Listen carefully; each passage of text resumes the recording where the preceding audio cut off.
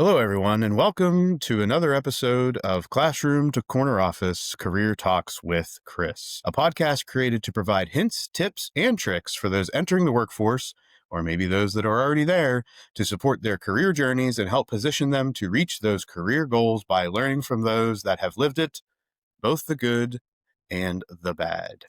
Today, I'm joined by Andrew, who is Hello. currently a higher education professional in upper administration, and he's here to chat about his career journey, both the good and the bad. So, Andrew, thanks for taking time to be with me today and to impart your wisdom, thoughts, and anything that you think will help those that are navigating their career journeys.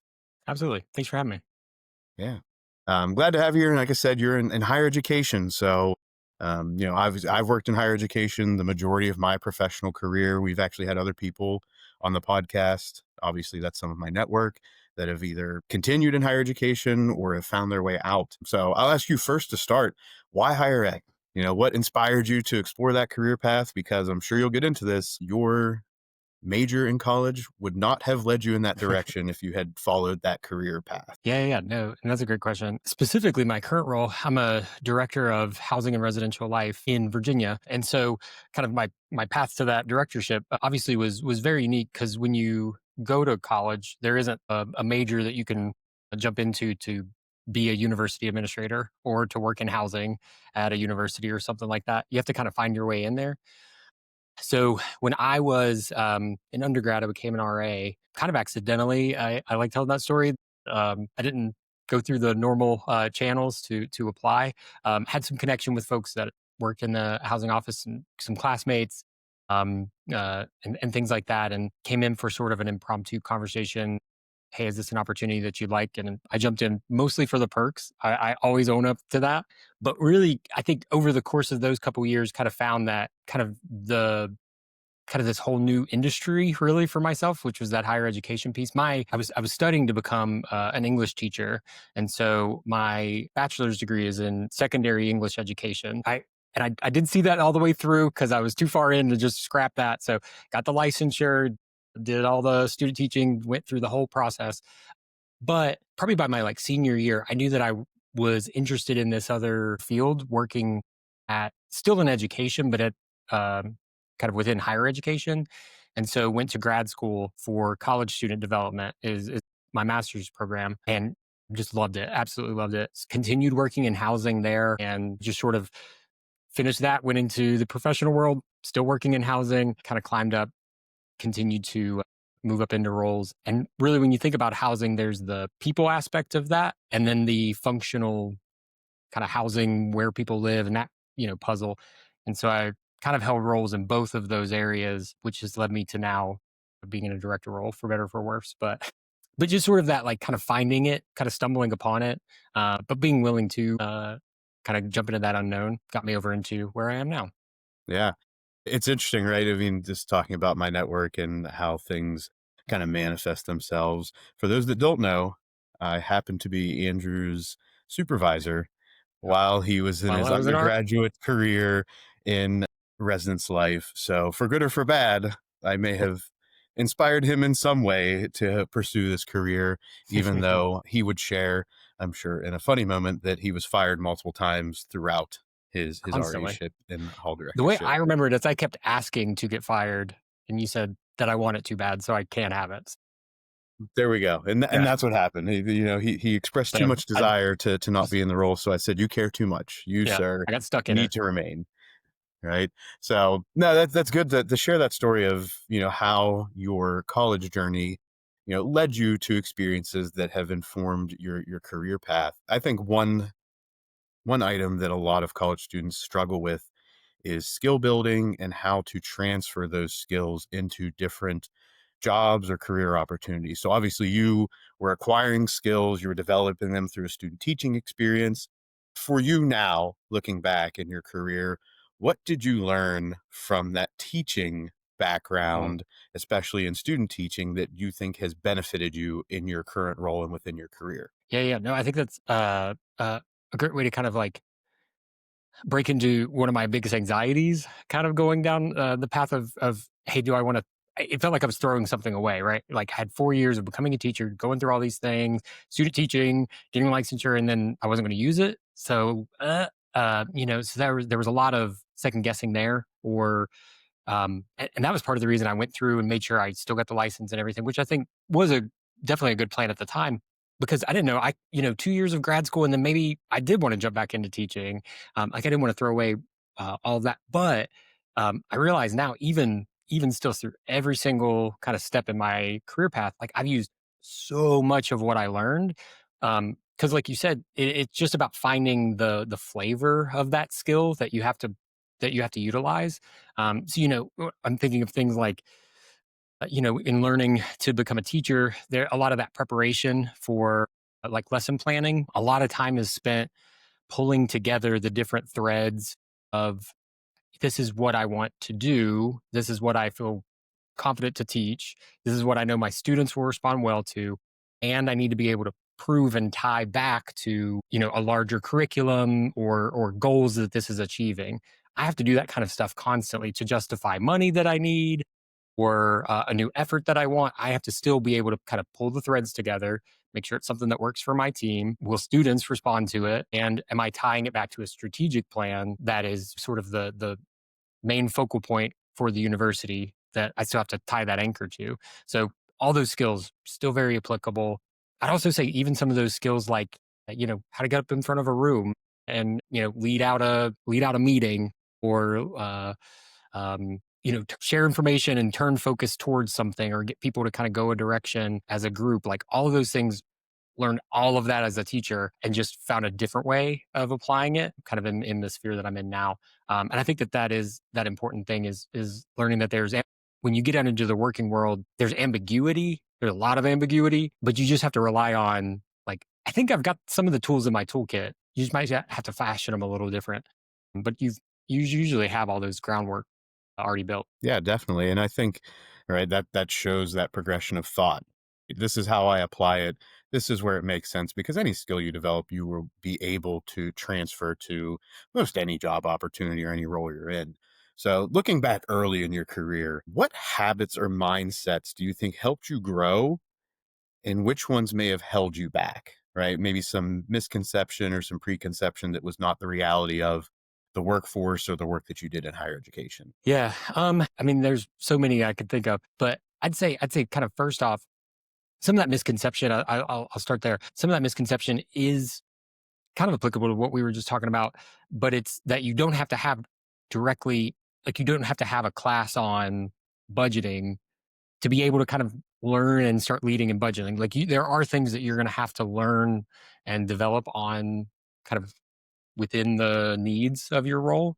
And so that's where that ongoing professional development comes in, and that continuing to be a learner, and being willing to learn. I think just that kind of giving yourself the credit that you don't finish school or a master's program, or even a job. Like, you don't finish that or get to the other side of it and now you know it all, or now you have those skills, so you should be ready.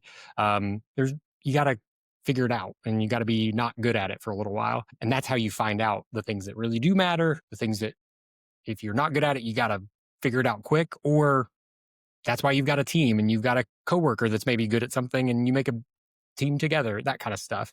So you learn a lot of that. I'd say some of the habits that kind of beneficially that I leaned on a lot was just maintaining some level of authenticity. There's always a style that you have to develop with your own approach to the work.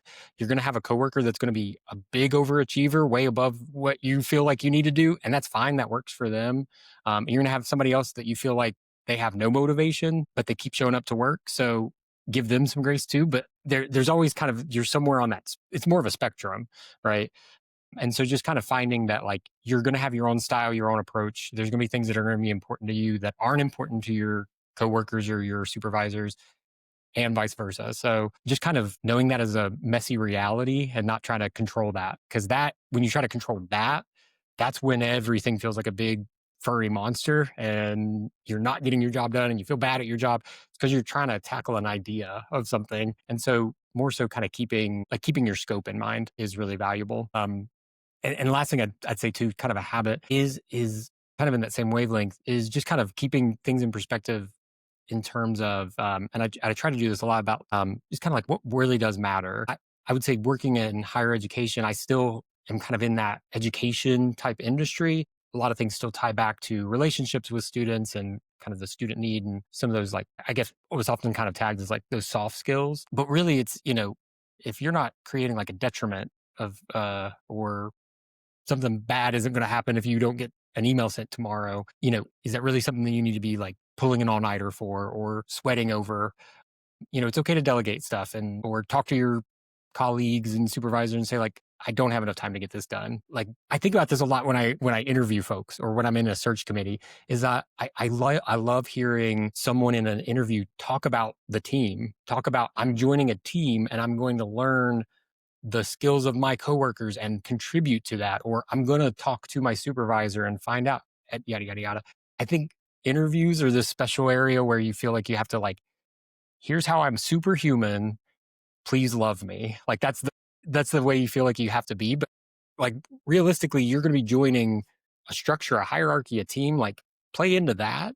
Cause that's way more realistic. Right. So I'd say to that end, not feeling like you have to be superhuman and you're having to tackle everything alone. It's never that way. Yeah. And that's good that you brought up, how do you separate yourself in an interview process or in an application process? So, are there any other items, little things you're looking at when you're either reviewing resumes as a hiring manager or on a hiring team in an interview process?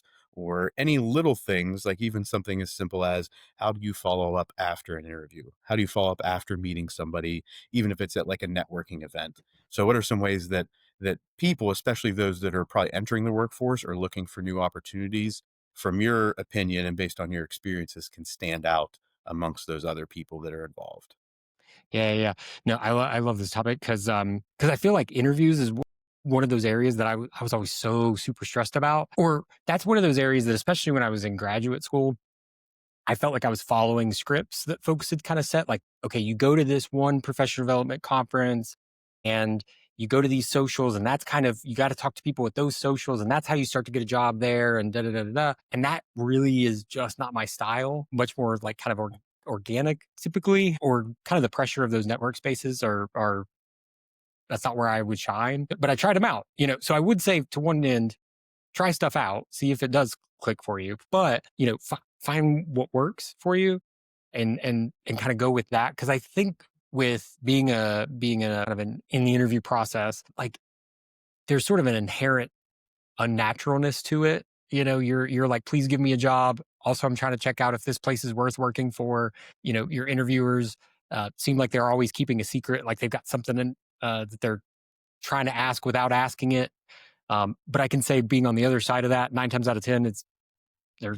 There isn't something hidden behind something, like all that. It's just a weird interaction. But in general, as much as you're able, I think just kind of remembering like you are a real human being talking to other real human beings with flaws and weirdnesses and preferences and another meeting in 30 minutes and that kind of stuff. So just kind of show as much as you're able kind of what is important to you and what you're going to be like if you were to join the team. I think I've seen teams of people, because it's really common in my field that when we have somebody that we're interviewing, we'll do a Zoom interview and then we'll bring them to campus.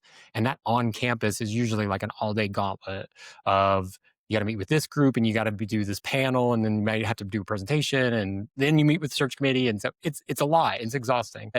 I see people usually click with somebody when they're able to kind of say like, they're asked a question and they go like, I actually don't know right off the bat. Here's something I can relate that to, but actually having this job, I'd love to learn more about that.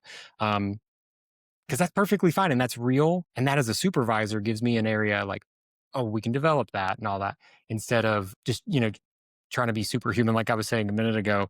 I'd say the other thing that I follow up on or look towards is, really kind of being critical of your own preparation.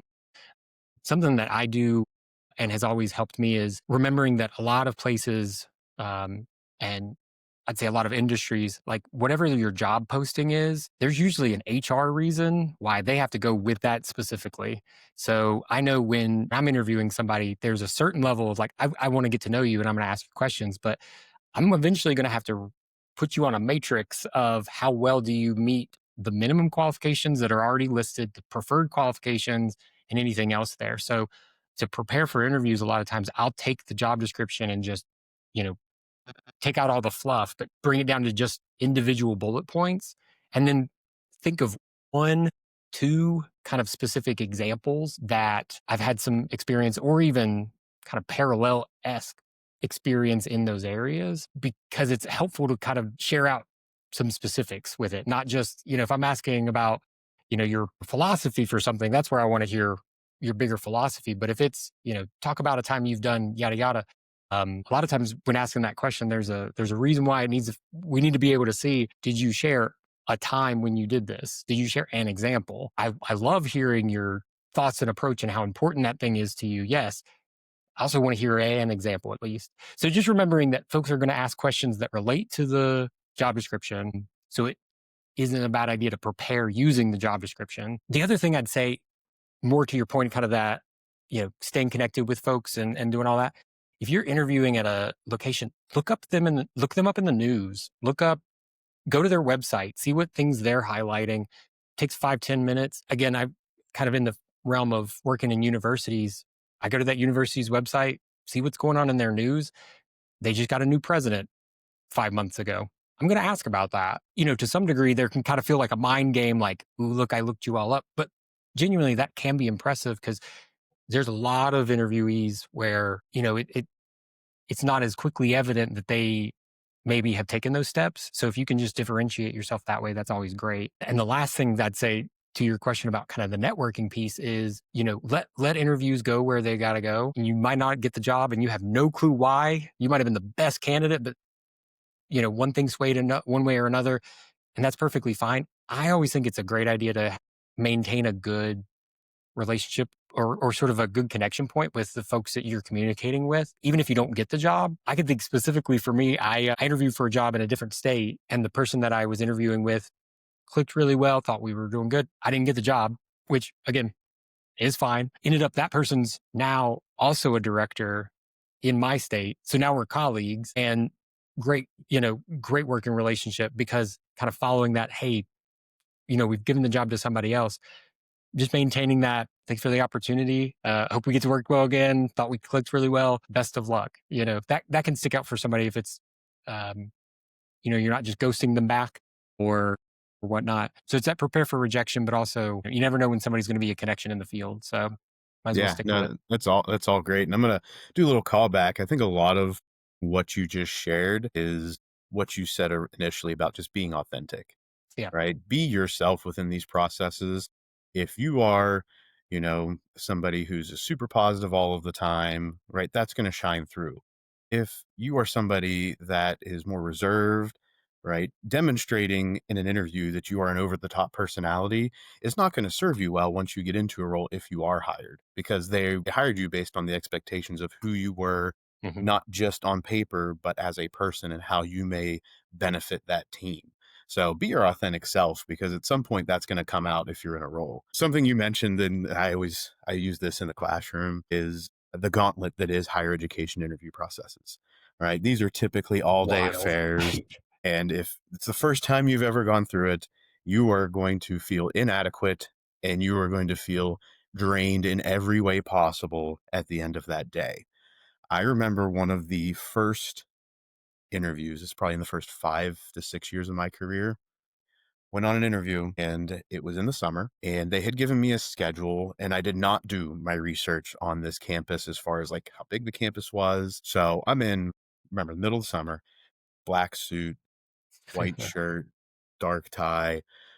And they're like, "Hey, just so you know, we're gonna be walking around a lot today." I was like, "Okay, I'm comfortable with that. Doesn't bother me."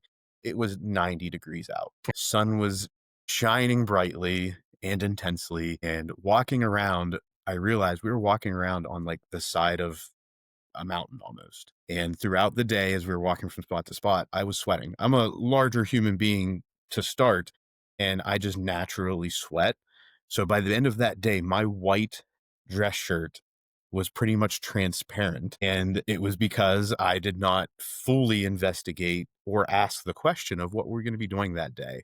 Yeah. So the fact that it was a gauntlet was even more exacerbated by the fact that it was a hot day and I had to walk around a lot. So I at times I knew I looked uncomfortable, and it had nothing to do with my comfort in the discussions or the interviews. It was because I was hot, I was sweaty, and by the end of the day, I wanted to leave.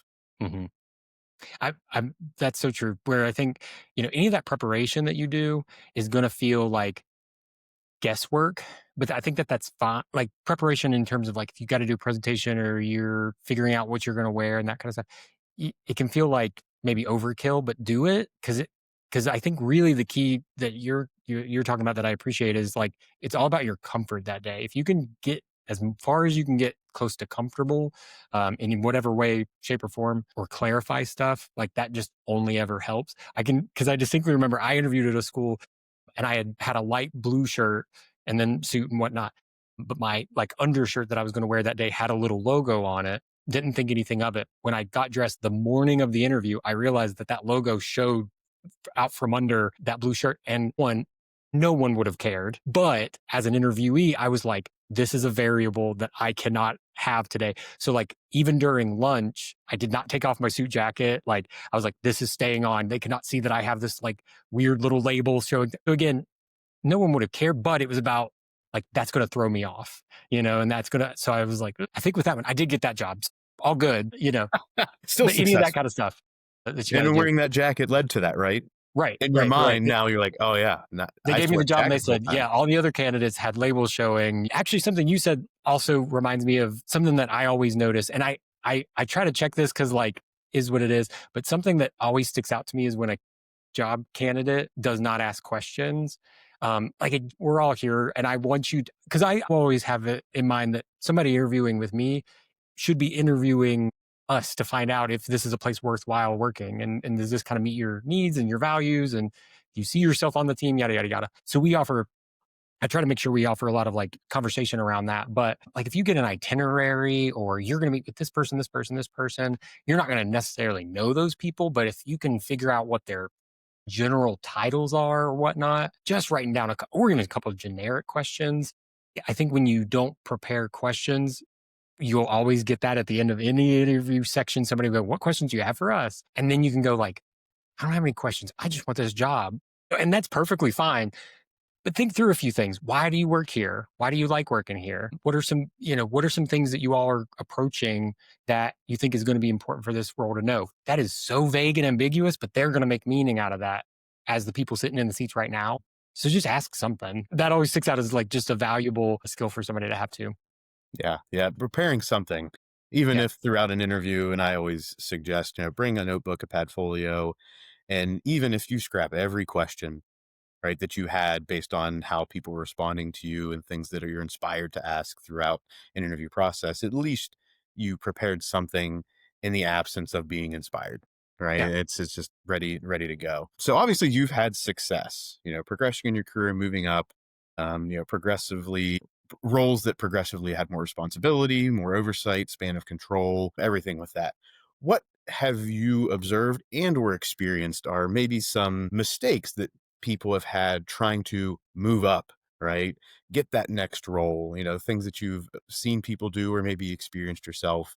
And, I wish I wouldn't have done this because it may have delayed truly me being considered for that next step.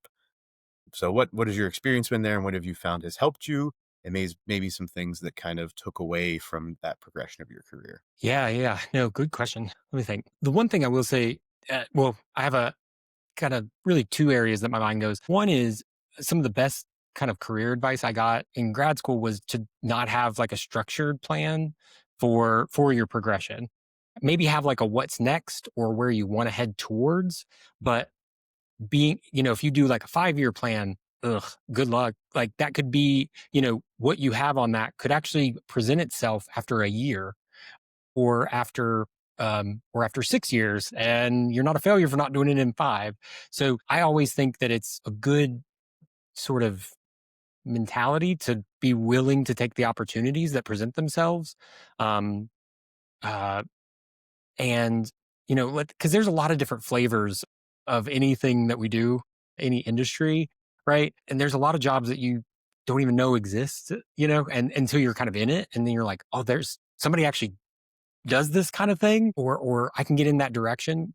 Yeah, try it, or go down this path. So being willing to do that kind of stuff is just, I think, beneficial. So I think that's kind of so not having some rigidity, I think, can, limit you or make you miss an opportunity. I will say a mistake I know I made, and learn from, is not involving your supervisor in your plans.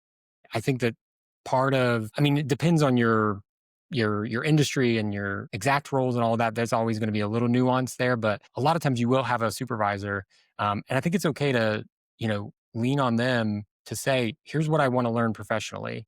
Something that I often do with my staff teams that I've supervised before is I'll talk to them about, what job do you want to head towards eventually, even if it's a few steps ahead. But like, what is a job you want to head towards? Okay, let's go find some job postings for that job now. Let's look through the expected things. And, you need 10 years of experience. Okay, you might not have that yet, but let's pass that up. But, 5 or 6 bullets down, you need budget experience. Do you have budget experience? No. Okay, let's start doing something now that gets you towards that. And that's how you start to, a lot of times your supervisors, or I guess also colleagues, might have some ability to, pull you into a committee so that you can help with XYZ. So you start getting even little bits of that experience that you eventually are going to need. Like, I think that's a great idea. And so I guess that summarizes in trying to approach your professional development completely solo is just not, as you're going to be spinning your wheels much more than if you make it a team effort and bring some people into that fold with you. Yeah, yeah, yeah. I'd say Yeah. those are kind of the main directions I would take. Yeah, and I think that that speaks to you as a supervisor, a leader, right? And it goes towards an intentional wording that you're using, you being a part of a team, leading a team, and not being the boss Mm, and the manager and the supervisor. And even if, right, even if somebody's in a role where that maybe is the dynamic that is presented by the person that has oversight over your title, your responsibilities, your tasks, you can still take the initiative and mm, do what you said you do with your team and say, hey, I'm looking to progress my career and looking in some information and some roles. I see that I need this experience. Having a transparent and honest conversation with your supervisor and say, is there an opportunity for me to do that here? Right. And identifying, hey, there's this committee. I know that you're on it or you know people that are on it. I think I would be a valuable asset. Is there a way that I could gain access to just attend a meeting? Even if I'm not an yeah, active contributor, like, can I just go to a meeting and observe? Right. And that's a way that if you don't have that relationship, that you can create that relationship because that person may not even realize that you're interested. yeah, Right. yeah, So yeah. that would be like doing it alone, but seeking the support whenever it's not offered to you. Right. So no, Absolutely. that's good. If you could go back at any point in your career, right? Yeah. I listen, I'm ready. I'm ready. we've both worked in higher ed. And I do want to say that I was one of those people that I had a plan in my mind. I had a title and a role that was dead stop where I Mhm. was going to be. That changed, right? I was in student services. I was in residence life. It was my goal and my aspiration was to be like a VP, to be a dean, and do all this stuff. At one point, I reached that quote unquote mountaintop, and I realized, you know what? Maybe this isn't exactly what I was looking for. Did a reset in my career, and realized through that reset that I had a passion, which was always there, to teach and Oh, to be a motivator and to guide and lead people towards educating themselves and building their skills set and their knowledge to reach their career goals, right? The inspiration for something like this podcast. So I transitioned into to faculty side at the college level. So, but for you, go back and give yourself one piece. I'm going to limit you to one here, just so we're clear. One piece of career advice. What would that be? And at what point in your career, or maybe even prior to starting a career, do you think it would have been most valuable? hmm. I know limiting you to one is probably a challenge right now. So, Yeah, I can think just start deeply. start start meandering. Yeah, Um, stream of consciousness may be your friend in yeah, yeah, this. yeah. Maybe that's where I'll find it. No, I would say I feel like I thought I knew this, but then really really discovered that I didn't know it. But I'd say if I could go back and kind of give myself sort of a pep talk and then set sail is learning to maintain responsibility for your work and your performance and the way that you know either add to or take away from the attitude of others when you come to work and that kind of stuff. Like, take responsibility for that and not lose that, and at the same time not to take stuff personally, like sort of to hold both of those truths at the same time. I think of, like, it's two horns on the same goat kind of thing, like that they're both true simultaneously. Is, people are going to give you feedback that you don't want to hear, and it is not a character flaw. So don't be resistant to it or be mad about it. Hear it for what it's worth and take it from there. In the same space, accept positive feedback. You did do a good job, even if it wasn't exactly what you wanted. Nobody knew what you had planned. They just know what they experienced and that it was good.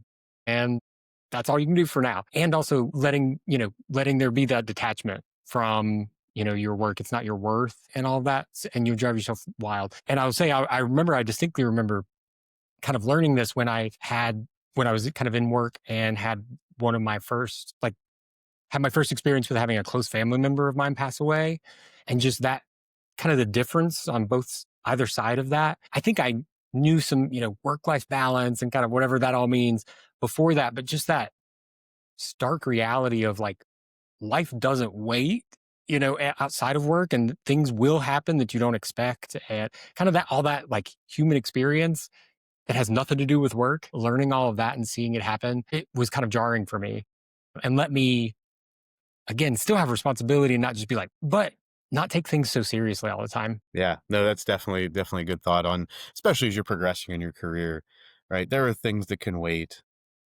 Everything's not an emergency at all times. And if Yeah. somebody believes everything is an emergency at all times, right, that's a reason to rethink or at least reflect on what's my role? What am I doing here? Is this really where I need to be? And I'm going to call back. I am going to put you on the spot with this, right? You talk about constructive feedback and getting some pats on the back. Maybe it'd be helpful.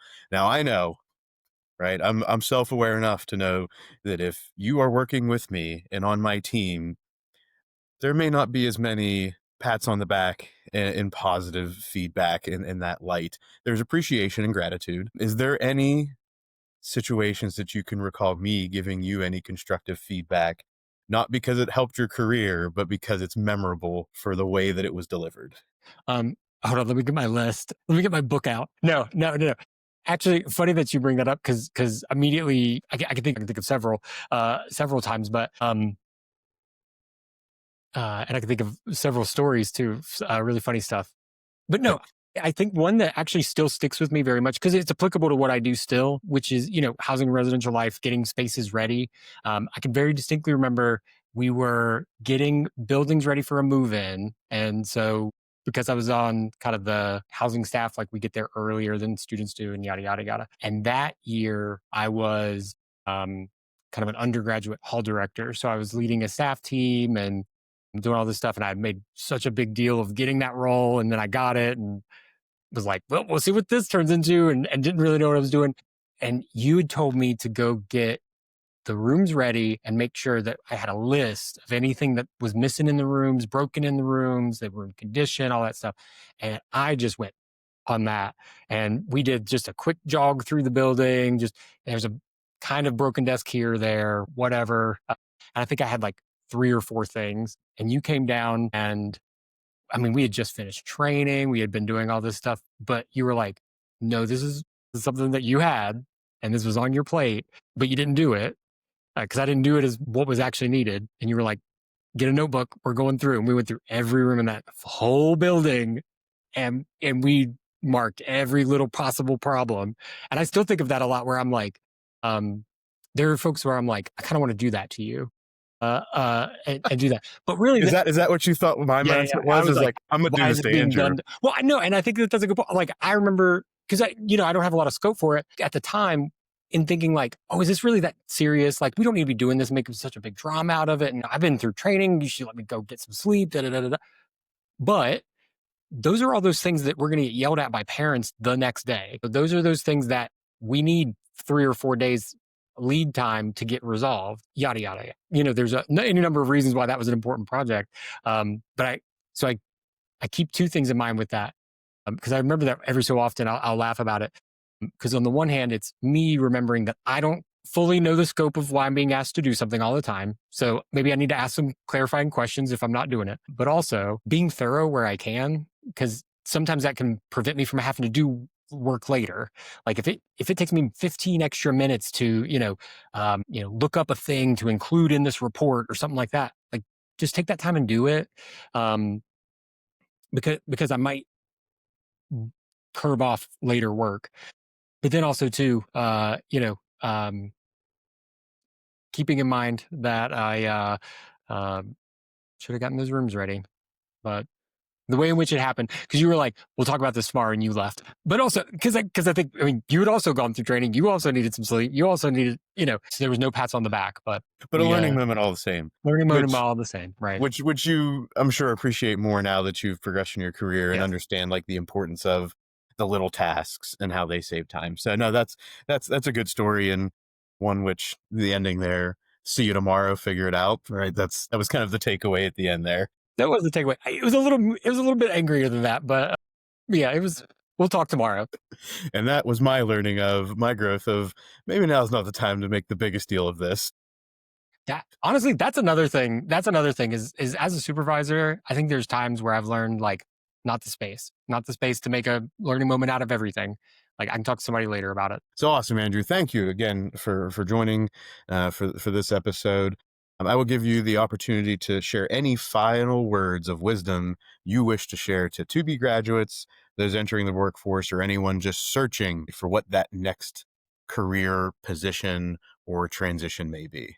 Trust your gut. Don't spend a lot of time talking yourself out of trusting your gut, and be a weirdo. There we go. There's the title right there for this episode. Andrew's Journey, Be a Weirdo. True. All right. Yeah. Again, thank you. And everyone's listening. Make sure you stay updated with everything that's going on in Classroom to Corner Office. Make sure you follow us on YouTube, Instagram, Facebook, right? You can get the podcast anywhere, Apple, Spotify, all of those things. So be sure to stay tuned and listen to the next episode of Classroom to Corner Office Career Talks with Chris.